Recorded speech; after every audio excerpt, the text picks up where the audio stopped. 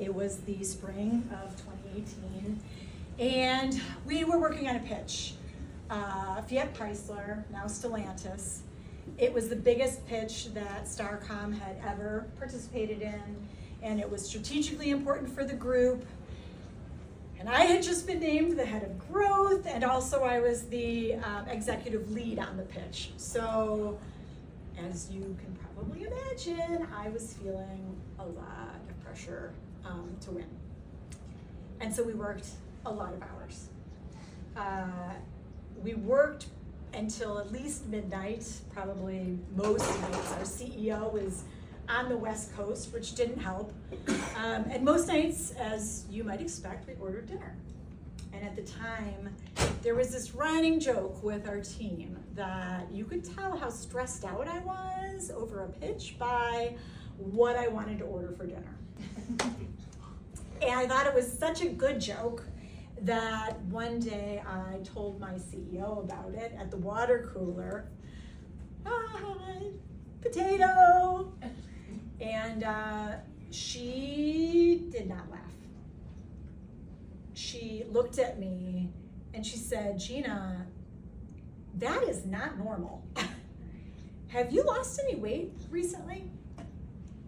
And she said, "You need to see a doctor. Something's wrong." And because she was my CEO, and honestly, probably only because she was my CEO, sorry, Mom, I went and made an appointment with my doctor. A month or two later, I had gotten to the point where I was sleeping whole weekends, trying to recover from my crazy weeks.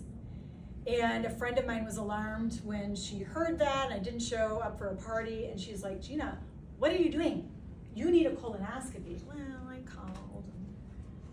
They can't get me in until December. Well, she pulled some strings with a friend of hers, and she got me an appointment for a colonoscopy, and I finally went in.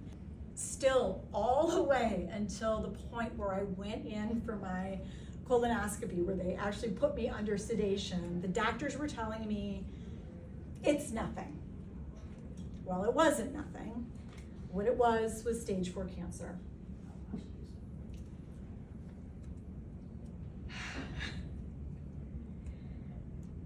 I talked to 3 doctors in the first 2 weeks. And each of them said something along the lines of, "We'll try to keep you alive for a year or 2. I cracked a joke with one doctor. I was like, "No, you don't understand. I have a very, very good-looking family. And we are going to look great as a success story on the brochure for your treatment center." And he just blinked at me. So I found a 4th oncologist who was willing to share the hopes that I had for myself. So it turns out that what I needed was 5 rounds of chemo and 8 days in the hospital to finally admit to the world that I was not okay, that I needed support. And we posted something on Facebook, and we asked everybody in the group to join and send me stars. And they came flooding in, many of them from you.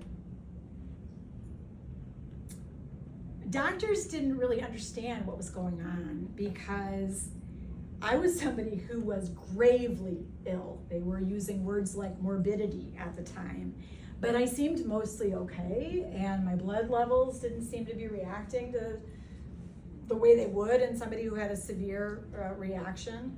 Or a severe infection, and so they eventually let me out. They stopped using words like morbidity, they stopped talking about taking out my colon, and they eventually discharged me right in time for Christmas.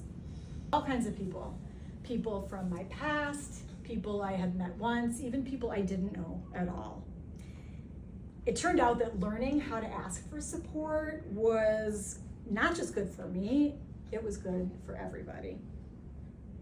And my belief today that support changes outcomes is at the very root of what we are trying to do with the Working with Cancer initiative. So I'm going to end my talk here. Listen to your bodies. They'll tell you what they need.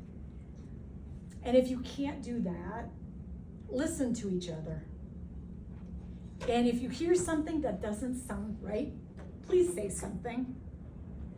Because support changes outcomes. I wouldn't be here today without yours. Thank you.